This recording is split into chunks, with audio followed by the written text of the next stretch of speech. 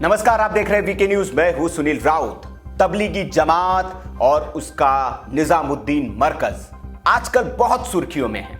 इन लोगों ने जो किया, जो अक्षम्य अपराध किया, उसकी सजा उनको देने की पूरी तैयारी हो चुकी है। उनके खिलाफ एफआईआर हो चुकी है। जी हां, ताजा खबर यह है कि 7 लोगों के खिलाफ एफआईआर की जा चुकी है और इस मरकज का जो मुखिया है, मेन है मौलाना साद, उसकी तलाश में अब दिल्ली पुलिस जुट गई है। लेकिन आज हम आपको कुछ ऐसी चीजें बताने जा रहे हैं इस वीडियो में जो लिबरल गैंग जो है और जो इस देश का मुसलमान है, जिनको इस मरकज की ओर से या जिनको इन मुसलमानों की ओर से बरगलाया गया, उस झूठ से आज हम पर्दा उठाने जा रहे हैं। जी हां, कल आपने देखा होगा जिस वक्त ये खबर आई कि दिल्ली के मरकज में, निजामुद्दीन मरकज में कई सारे मौलाना जो है वहां पर छिपे हुए हैं। जी हां, मैं शब्द का इस्तेमाल कर रहा हूं, छिपे हुए हैं। और वो छिपे हुए हैं तो आपने देखा होगा कि उसके बाद सोशल मीडिया पर एक तरह की बाढ़ आई कि ये किस तरह से मुसलमानों को एक टारगेट किया जा रहा है और इस तरह से बोला जा रहा है। उसके तुरंत बाद एक खबर आ जाती है कि वैष्णो देवी में 400 यात्री फंसे हुए हैं, तो फिर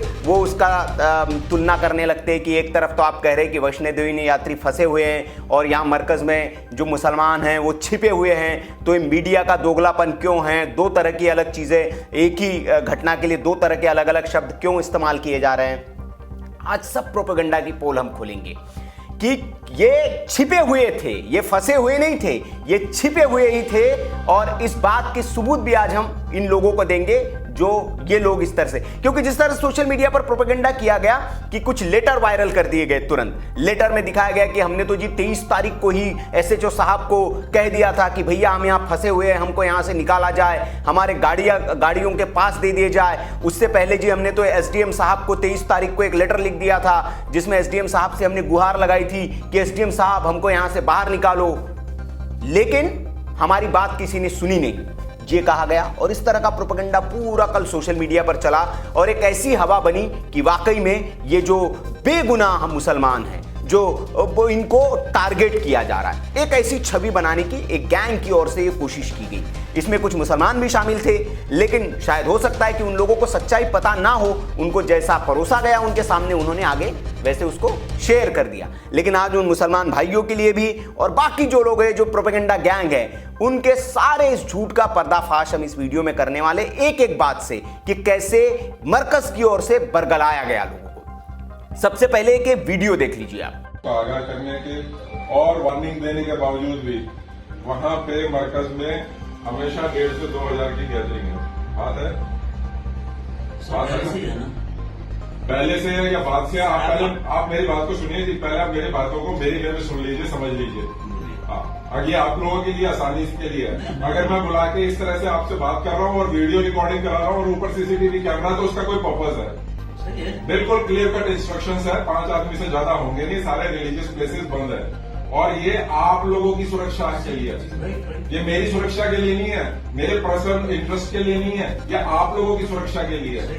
आप लोग जितना डिस्टेंस मेंटेन करेंगे उतना ही जी जाएंगे, बचेंगे। लाइफ के लिए रिक्वायर्ड है ये। वो कुछ नहीं देख रहा, रिलीजन रिलेटेड चीज नहीं देख रहा। तो आप लोगों को बार बार आगाह करने के बावजूद भी ये चीज समस्या हल नहीं हो रही है। अब मैं आपको जो आपके हाथ में नोटिस है, ये नोटिस आपको दे रहा हूँ और मोहम्मद असाद साहब के नाम पे दे रहा हूँ। इसके बाद भी अगर कोई ऐसी इश्यू निकला और आप लोगों ने इसको बिल्कुल तुरंत प्रभाव से क्लियर नहीं किया, तो मैं बहुत स्ट्रिक्ट लीगल एक्शन के लिए मजबूर हूँ।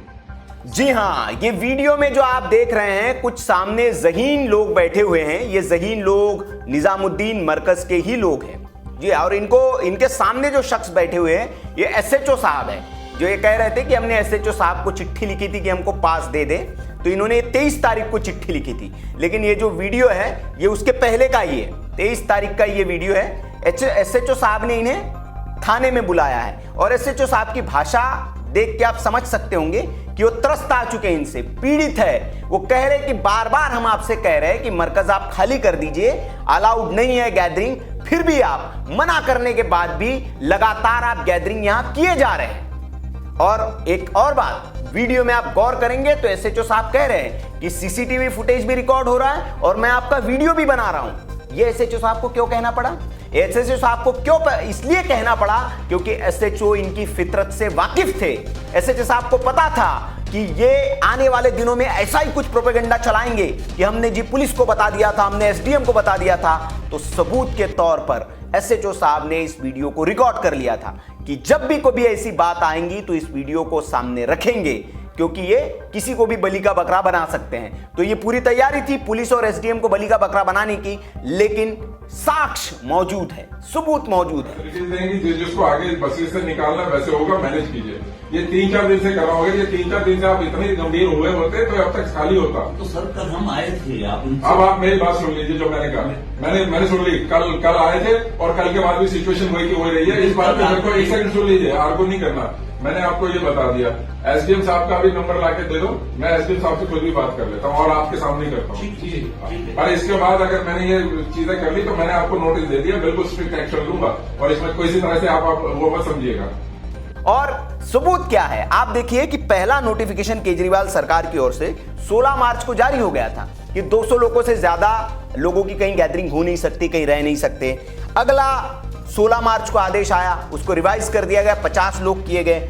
19 मार्च को अगला आदेश आया, 20 लोग कर दिए गए। 16 मार्च से 19 मार्च 3 नोटिफिकेशन आ गए, 12 मार्च से माफ करिएगा 3 नोटिफिकेशन आ गए। इस दौरान आप क्या कर रहे थे, क्यों आपने मरकज को खाली नहीं किया, तभी आपके इस पर डाउट। और इस दौरान ये जो एसएचओ साहब के वीडियो में आप सुनेंगे तो कह रहे हैं कि हम कई बार से आपको कह रहे हैं। तो ये जब से नोटिफिकेशन आने शुरू हुए तभी से एसएचओ पुलिस की ओर से, दिल्ली पुलिस की ओर से मरकज को कहा जा रहा था कि आप भैया खाली करिए, खाली करिए। उसके बावजूद ये लोग नहीं सुन रहे थे। मतलब ये भारत के कानून को भी नहीं मानते, कानून इनके लिए कुछ मायने नहीं रखता है।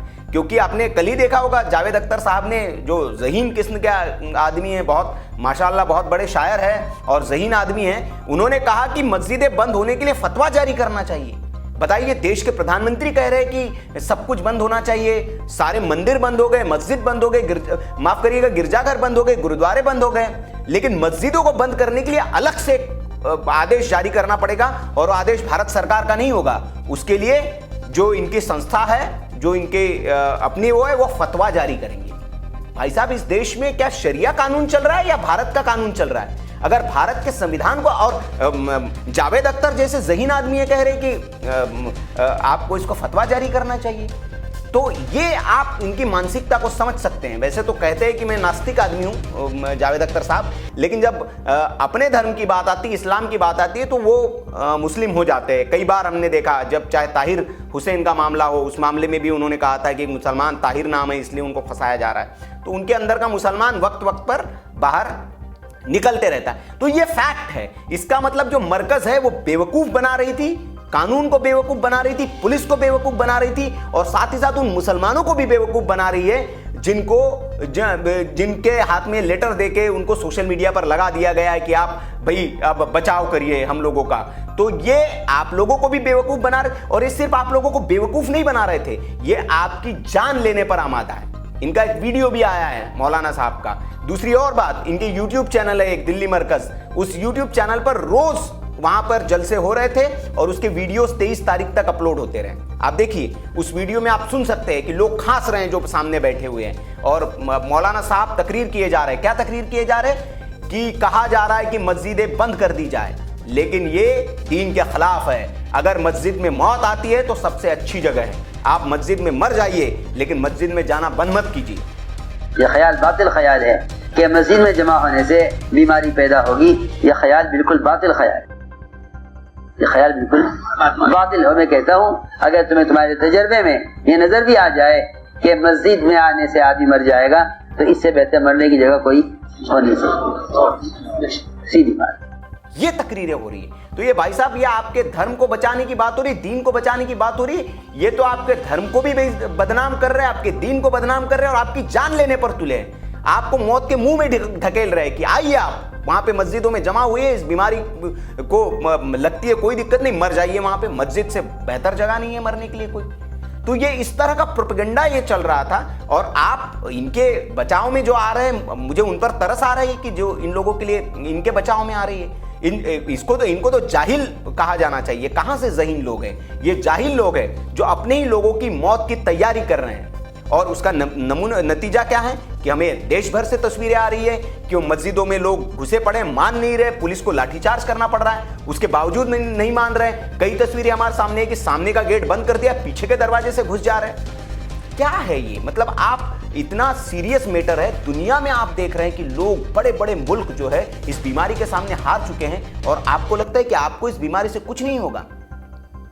लेकिन फिर भी तो ये पूरा एक प्रोपेगेंडा जो चला, ये इसलिए हमें लगा कि इस प्रोपेगेंडा को, इस झूठ को सामने रखना चाहिए। अब इसमें सिर्फ यही लोग नहीं थे, अब इसमें एक कल खबर आई, आपने देखा होगा, जो तुरंत खबर आ गई जैसे ही ये खबर चली कि भैया वहां पर छिपे हुए हैं लोग। अब मैं समझ गए ना कि छिपे हुए क्यों कह रहा हूं। छिपे हुए हम इसलिए कह रहे हैं। दूसरा एक और बात कि यहां बताया गया था कि 1000 लोग मरकज में छिपे हुए। कल रात तक यही आंकड़ा था मरकज का कि 1000 लोग हमारे पास है, 1000 लोग। लेटर में भी इन्होंने 1000 का जिक्र किया था कि 1000 लोग हमें उसको भेजना है। लेकिन जो अभी डेटा आया है, मरकज से कितने लोग निकाले गए? लगभग 2000 के आसपास लोग निकाल लिए गए। तो यहां पे भी मरकज ने झूठ बोला। तो आपके पास 1000 लोग थे तो 1000 तो छिपा रखे थे ना आपने। 1000 छिपे हुए लोग थे या नहीं? तो इसका जवाब अब देना चाहिए कि ये फंसे हुए लोग नहीं थे, ये छिपे हुए लोग ही थे, इनको छिपाया गया था वहां मरकज में। ये आपको समझ में आना चाहिए और इसीलिए मीडिया छिपे हुए शब्द का इस्तेमाल कर रही थी। तो आप इस पर ऐतराज मत करिए। ये छिपे हुए लोग थे, छिपाया गया था इनको मरकज में और इस बात के भी प्रमाण मिल चुके हैं, क्योंकि एसएचओ साहब का भी वीडियो आ गया जो ये कह रहे हैं कि भैया इनको यहां से निकालिए, फिर भी आप नहीं निकाल रहे। तो इसका मतलब ये छिपे हुए हैं, कानून की नजर से छिपे हुए लोग हैं। तो ये फंसे हुए कहीं से लोग नहीं है, ये छिपे हुए लोग हैं। दूसरी बात, अब आते हैं कि एक खबर आई कल कि वैष्णो देवी में 400 लोग फंसे हुए हैं। खबर किसने लगाई? देश का बहुत विश्वसनीय चैनल एनडीटीवी इंडिया, जिस पर पूरे ये जो एक लिबरल गैंग है आंख मूंद कर भरोसा करता है, उन्होंने तुरंत खबर लगा दी और वही खबर एकदम शेयर होने लगी कि देखिए इधर तो इनको फंसे बताया जा रहा है और ये तो भैया फंसे है ही नहीं, ये तो इधर ये बताया जा रहा है। शेयर होने लगी तुरंत खबर।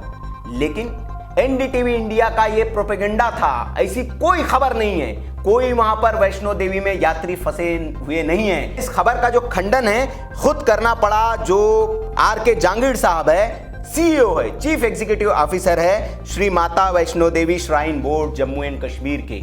उनको सामने आना पड़ा और उन्होंने कहा कि some news is spreading in social media, कि कुछ खबरें जो सोशल मीडिया में फैलाई जा रही है कि 400 श्रद्धालु वैष्णो देवी श्राइन बोर्ड में फंसे हुए हैं, मंदिर में फंसे हुए हैं। हम इसको क्लियर कर दे कि ऐसे कोई भी यहां पर यात्री फंसे हुए नहीं है और यात्रा को 18 मार्च को ही खत्म कर दिया गया था, जो कि लॉकडाउन के 5 दिन पहले ही चूंकि कर दिया था, इसलिए यात्रियों के फंसे होने का सवाल ही नहीं पैदा होता है।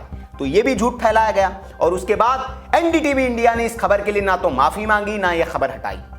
और ये इनका तो इतिहास है, इस तरह की ये खबरें लगा देते हैं, गलत एक खबरें लगा देते हैं, अफवाह फैलाने वाली खबरें लगा देते हैं और उसके बाद उसको हटाते भी नहीं है, माफी भी नहीं मांगते। और भी कई चैनल है, इसमें हम पहले आपको बता चुके हैं। तो ये एक प्रोपेगेंडा फैलाया गया। ये प्रोपेगेंडा मशीनरी में ये भी शामिल थे कि किसी तरह से मामले को जो है वो बैलेंस्ड किया जाए, इसको हिंदू मुस्लिम का रंग दिया जाए। और फिर लोगों ने कहा कि इसको हिंदू मुस्लिम का रंग दिया जा रहा है, हिंदुओं को तो फंसे हुए बता रहे हैं और ये मुसलमानों को आप छिपे हुए बता रहे हैं। तो छिपे हुए क्यों बता रहे थे ये भी हमने बता दिया।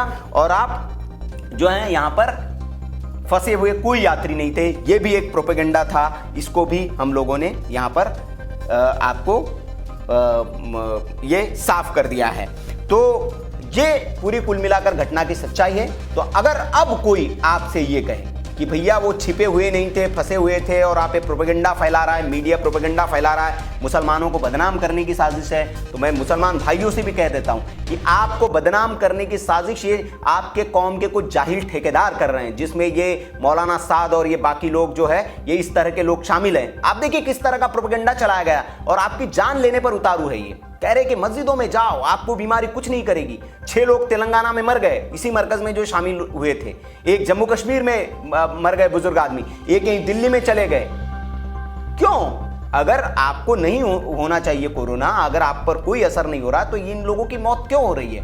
तो मेरी आपसे गुजारिश है, आप अपनी आंखों से पट्टी उतारिए और ये जो जाहिल लोग हैं, जो लोग आपको बरगलाने पर लगे हुए, इन लोगों के बहकावे में बिल्कुल ना आए और इस वीडियो को ज्यादा से ज्यादा शेयर करें, ताकि ऐसे जो जाहिल लोग हैं जो ये अफवाहें फैला रहे हैं और जो बता रहे हैं कि हिंदू मुस्लिम मीडिया कर रहा है, बिल्कुल हिंदू मुस्लिम नहीं कर रहा है। जो तथ्य है वो तथ्य हम आपके सामने रख रहे हैं। कल भी हमने एक वीडियो बनाया था कि जो तबलीगी जमात है बहुत कट्टरपंथी संस्थान है और ये वसीम रिजवी ने कहा था। उसके बाद हमने तथ्यों का चेकिंग की तो कुछ तथ्य भी मिले, इनके आतंकी लिंक भी पाए गए हैं और ये कट्टरता फैलाने वाला एक संस्थान है।